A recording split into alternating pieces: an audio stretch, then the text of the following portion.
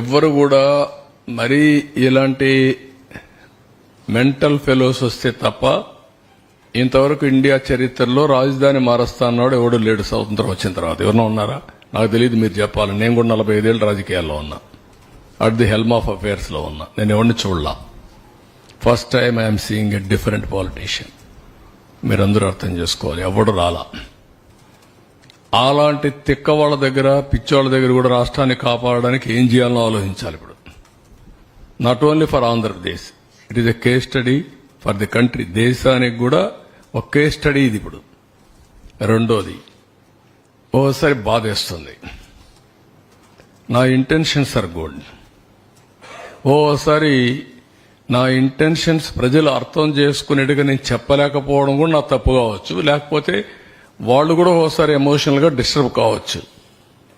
Ultimate గా result is same. నేను suffer అయ్యా, రాష్ట్రం సఫర్ అయింది, అందరం సఫర్ అయ్యా.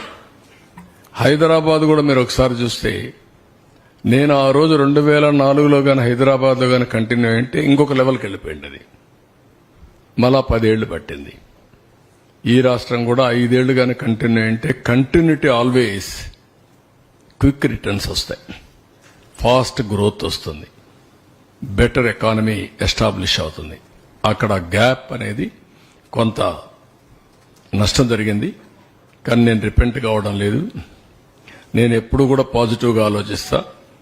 ఏది జరిగినా మళ్లీ దాన్ని అక్కడి నుంచి స్టార్ట్ చేసి ముందు తీసుకుపోవడం తప్ప ఎనిక్కిపోయే సమస్య ఉండదు.